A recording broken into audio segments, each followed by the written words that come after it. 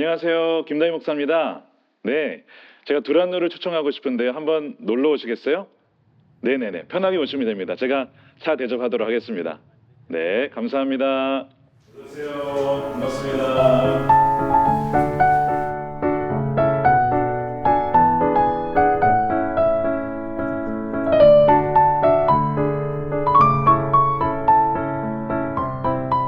요즘에 이제 뭐 연말 지나고 연초가 되어가지고 아무래도 이제 교회가 저 연초에 쫙 이렇게 달려가려면 우리 기도하고 또 말씀 묵상하고 또 금식하면서 하나님의 뜻을 구하고 있습니다. 그래서 우리 온 교우가 함께 주님 앞에 나아가서 하는 그 일에 저도 동참하고 하나님의 뜻을 구하는 시간으로 지금 보내고 있습니다. 그래서 뭐 항상 있었던 주일 준비 말씀 또 우리 금요 성령 집회 그 외에도 또 제가 더 주님 앞에 고독한 시간 보내면서 좀 저도 충전받고 또 주님의 어떤 그 은혜를 누리고자 좀 그런 시간들을 좀 많이 보내고 있습니다.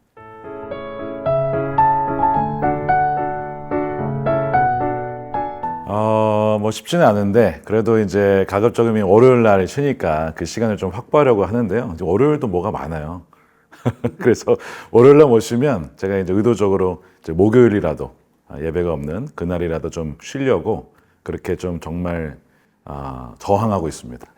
저의 그 시간, 저의 시간뿐만 아니라 주님과의 시간을 확보하려고 정말 투쟁하면서 그렇게 좀 쉽니다. 쉰다는 것이 결국에는 뭐 주님 앞에 머무는 시간을 확보하는 것이니까 그게 없으면 결국에는 뭐 말씀 사역도 못하는 것이고 결국 고독과 침묵 속에서 하나님의 음성을 듣고 전하는 거니까 필사적으로 좀 확보하려고 하고 있습니다. 네.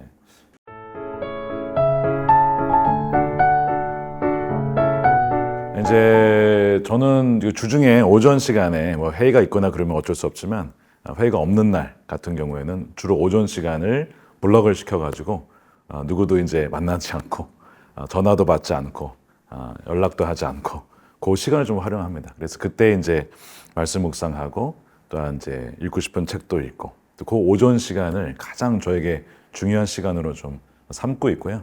그 시간이 주님과 만나는 시간이에요. 그래서 그렇게 최대한 하려고 하는데 뭐 일이 많으면 또 그렇게 못할 때가 있어요.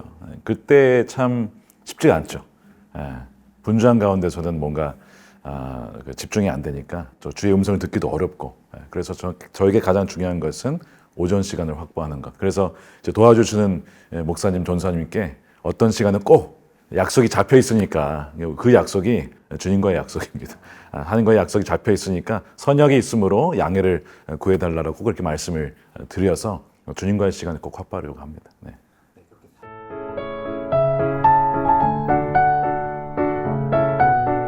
네, 이제 이 책은 이제 기본적으로 2024년의 주일날 주일 강단에서 선포되었던 말씀이에요. 저는 개인적으로 굉장히 애착이 가고 또 애정이 가는 메시지였기 때문에 이것을 더 많은 분들에게 책의 형태를 통해서 좀 전하면 좋겠다는 마음이 있었어요. 틈틈이 이제 그것을 이제 구어체에서 문어체로 그래서 이제 독자분들에게 다가갈 수 있도록 조금씩 이렇게 이렇게 문장을 좀 바꾸고 그런 과정 중에 있었는데 그것을 이제 마무리해가지고 한 시간을 좀 많이 들였습니다. 그래서 그런 시간들을 좀 마련해서 책을 좀 준비해 왔죠. 그리고 이제 한 챕터가 끝나면 그 챕터의 핵심 내용을 좀 정리해보고 이제 이거를 한번 읽어도 다 이렇게 안 다가올 수 있으니까 핵심 내용을 정리하고 기도 모드를 또 만들고 그다음에 소그룹에서 나눌 수 있는 질문들을 좀 만들어서 소그룹 안에서도 좀 나눔을 더 깊이 할 수 있도록 좀 그렇게 좀 구성을 해보려고 좀 했습니다. 네.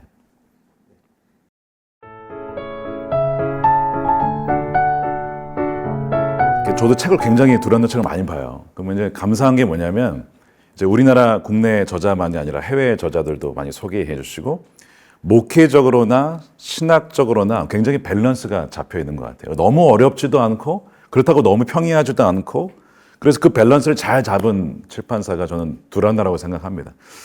이번에 이 책도 지나치게 학문적이지 않으면서도 그렇다고 너무 평이하지 않으면서도 그 밸런스를 좀 잡아가려고 했는데 그런 점에서 이 두란노가 더 많은 분들에게 이 메시지를 좀 전달할 수 있는 통로가 되지 않을까 싶어서 네, 알겠습니다. 네.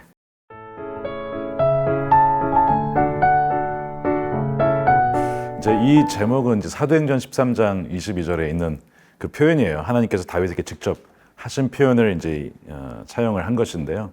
사실 이제 우리 시대가 굉장히 그 스펙 중심 사회잖아요.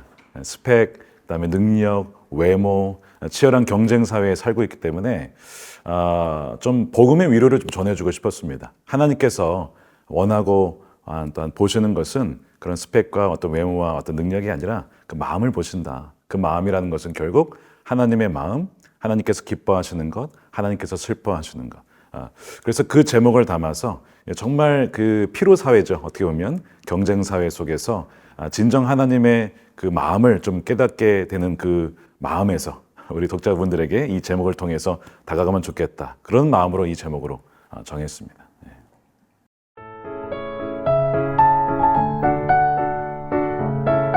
저는 이제 사무엘상이 처음에 시작하는 그 분위기와 또 컨텍스트가 오늘날 우리 한국 사회와 굉장히 비슷하다는 느낌을 가졌습니다. 여러 가지가 있는데 예를 들면 초반에 이제 엘리 제사장과 아들들이 나오잖아요. 성소가 있긴 하지만 타락한 제사장, 언약궤를 이렇게 미신적으로 그리고만 가져가면 전쟁에서 승리할 수 있어. 이렇게 하나님을 이용해 먹는 그런 분위기들. 또한 그 많은 인물들이 등장하는데 하나님을 사랑한다고 하지만 사실상 자기의 나라를 세우고자 하는 그런 사울과 같은 인물들. 그런 상황들이 우리나라의 상황과 되게 닮았다. 특별히 우리 한국교회의 상황과 닮아 있다는 생각을 했습니다.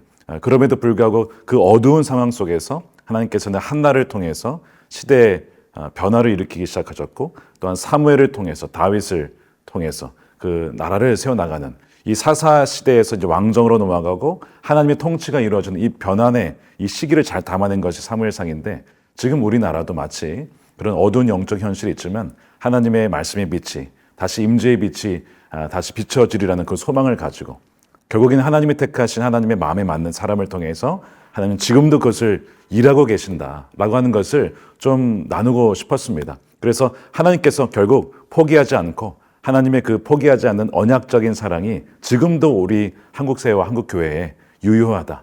하나님 그 어두운 현실 속에서 고난 중에도 우리와 동행하시며 하나님은 역사하신다는 것을 다양한 사건과 인물을 통해서 특별히 우리 사무엘상의 여러 가지 인물들을 통해서 좀 보여주고 싶었습니다. 그래서 이제 사무엘상을 택하게 되었습니다.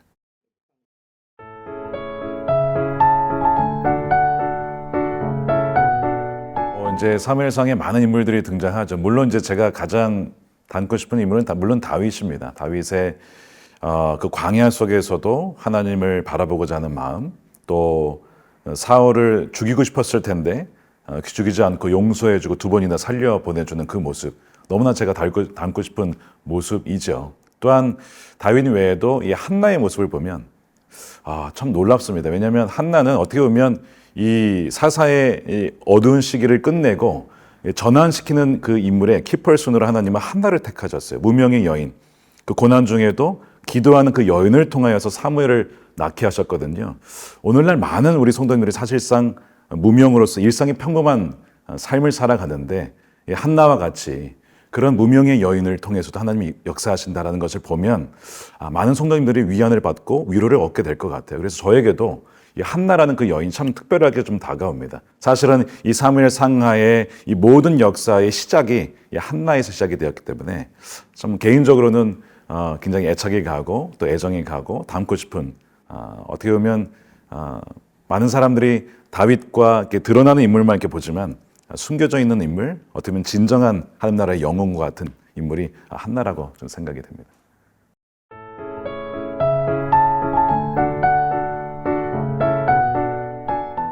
이제 한나로부터 배우고 싶었던 것은 일단 한나가 구했던 것이 자기 자녀가 아니었어요. 결국 하나님께 드릴 자녀. 그러니까 자신에게는 별로 유익이 없었거든요. 결국은 사무엘은 하나님께 바쳤으니까. 그러니까 그 정말 자신의 욕망과 욕구를 죽이고 정말 하나님의 그 마음을 품고자 했던 그 한나의 마음을 저도 닮아서 목회를 할 때 사실 사람인지라 목회를 하다 보면 인간적인 욕심이 들어갈 수 있잖아요. 이건 저렇게 됐으면 좋겠고 이렇게 되면 나에게도 이런 유익이 될 것 같고 그런 생각이 올 때마다 늘 한나를 생각하죠. 한나는 자신이 중심이 되지 않고 자신의 유익을 구하지 않고 오직 하나님과 그분의 나라를 품었던 그 여인의 마음으로 내 자신이 드러나거나 나서는 것이 아니라 그런 한나의 마음을 가지고 좀 목회를 하려고 하고요. 그런 점에서 이제 기도하시는 분들 정말 그 많은 사역이 있는데 그 배후에는 무명의 기도자들이 있거든요. 눈물로 무릎으로 기도하는 많은 분들이 있는데 그분들을 정말 더 귀중히 여기고 어떻게 보면 그들을 좀 격려하고 싶은 그 마음들이 있고 그래서 그분들을 찾아가기도 하고 위로하기도 하고 또한 어떻게 보면 주목받지 못하는 우리 교회의 많은 성도님들을 직접 찾아가고 만나 뵙고 자주는 못해도 정말 그런 분들을 귀히 여기는 그 마음을 주님께서 기뻐하신다라는 마음으로 좀 그렇게 목회를 좀 하려고 하고 있습니다.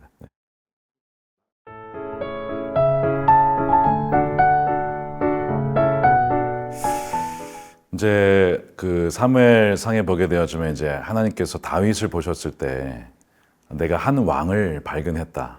이제 소년을 보고도 왕이라는 표현을 쓰시거든요. 근데 이제 그 당시에는 뭐 왕의 모습을 전혀 갖추지는 못했어요. 그냥 목동이었지, 양치는. 그러니까 사람들이 보통 기대하는 그 스펙과 어떤 기준하고는 많이 달랐던 거죠. 하나님께서 보고자 하는 것은 결국에는 그 하나님의 아까 말씀드렸던 것처럼 주님께서 찾고자 하는 것은 정말 그분의 나라와 영광을 구하고 찾고 정말 하나님 아니면 안 됩니다. 하나님을 떠나서는 저는 아무것도 아닙니다. 라는 그 가난한 마음이거든요. 갈망하는 마음이거든요. 근데 그런 사람을 찾기가 너무 어려운 거예요. 세상은 사실은 가지고 능력 있고 힘 있고 뭐 이런 사람들이 주목받고 이렇게 쓰임받는 세상이지만 하나님은 그런 자를 찾는 게 아니라 사실은 그런 것은 다 하나님이 갖고 계시잖아요.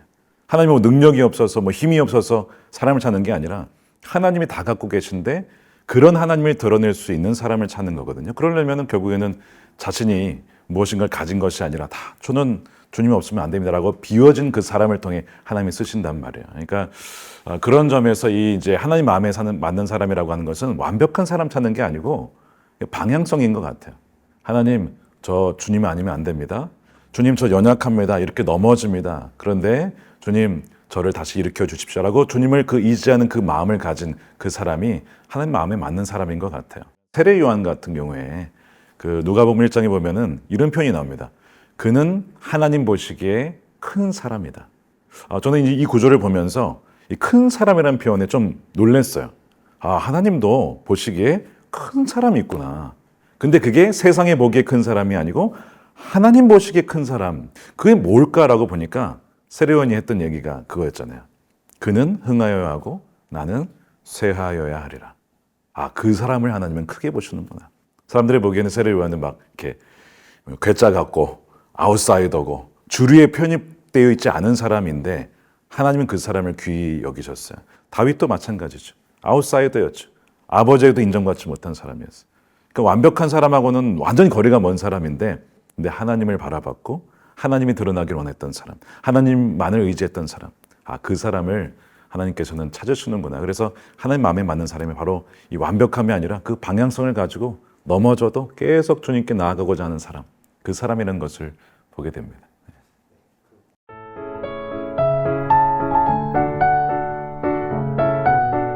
가장 큰 걸림돌이 제 자신이죠.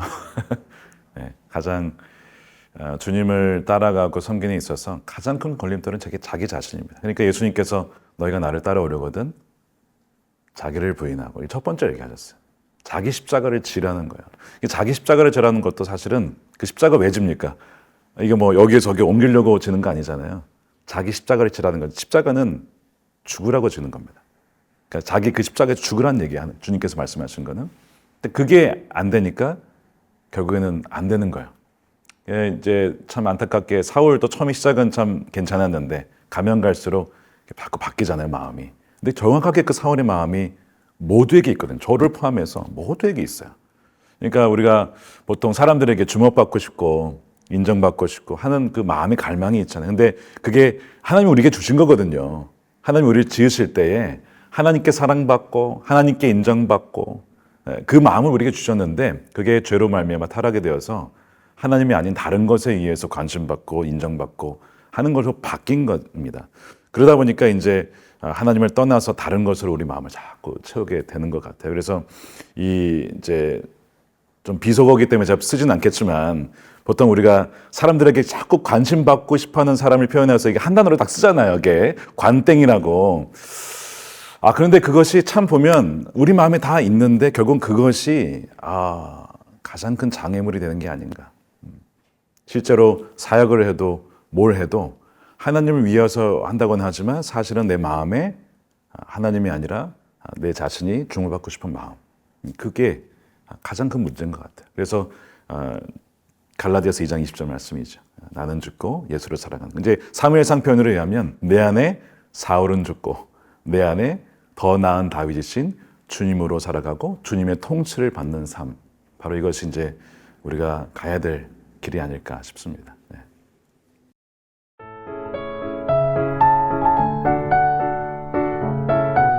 책 집필할 때 이제 중요하게 봤던 것은 일단은 뭐 어떤 본문을 봐도 결국에는 어떤 사람을 주목하는 것이 아니라 심지어 그것이 다윗이라 할지라도 사람에게는 희망이 없다. 결국 이제 다윗도 넘어지고 타락하는 모습이 나왔잖아요. 그러니까 결국에는 우리가 의지하고 주목하고 바라봐야 될 분은 주님이시다라는 것. 그러니까 어떤 본문을 봐도 주님을 의지하고 주님을 닮아갈 수 있도록 하는 데 초점을 좀 두었고요.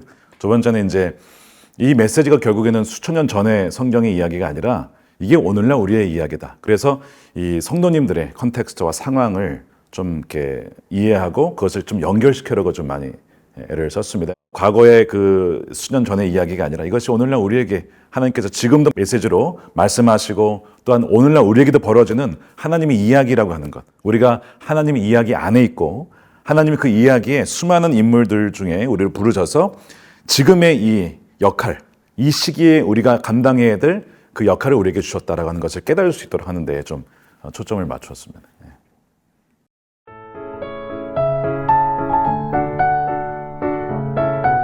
네, 저는 이제 이 책을 쓰면서 다윗처럼 됩시다라는 자기계발서로 쓴 것이 아닙니다. 그게 아니라 우리의 연약하고 실패한 모습 속에서도 우리를 포기하지 않고 우리를 끝까지 사랑하시는 하나님의 그 언약적인 사랑을 좀 전하고 싶었습니다. 이제 그 사무엘상 하에 가게 되어지면 다윗 언약이 나와요. 하나님께서는 다윗의 연약함에도 불구하고 내가 너의 후손을 통해서 내 왕위를 이어갈 거야. 영원한 나라를 말씀하시거든요. 저는 거기에서 굉장히 은혜를 받습니다.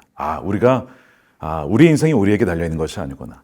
물론 우리의 역할이 있지만 우리 인생을 주님께서 주권적으로 이끌어 가신다는 것을 좀 깨달으면서 우리 독자분들에게는 바로 이 안에서 더 나은 다윗이신 주님께서 우리와 함께 계시고 우리의 인생을 이끌어가고 계시며 어떤 어려운 광야의 현실 속에서도 그분은 우리를 떠나지 아니하신다라고 하는 것을 통해서 분명한 그 복음을 들을 수 있는 책이 되었으면 하는 바람이 있습니다. 그래서 이 다윗에게 말씀하셨던 것처럼 내가 그를 통하여 내 뜻을 다 이루리라. 우리 독자분들을 통하여서 하나님 마음을 닮아가는 여러분들을 통하여서 하나님의 뜻이 하나님께서 반드시 그 뜻을 이루시리라. 저는 분명히 믿고 또한 그렇게 축복해 드리고 싶습니다.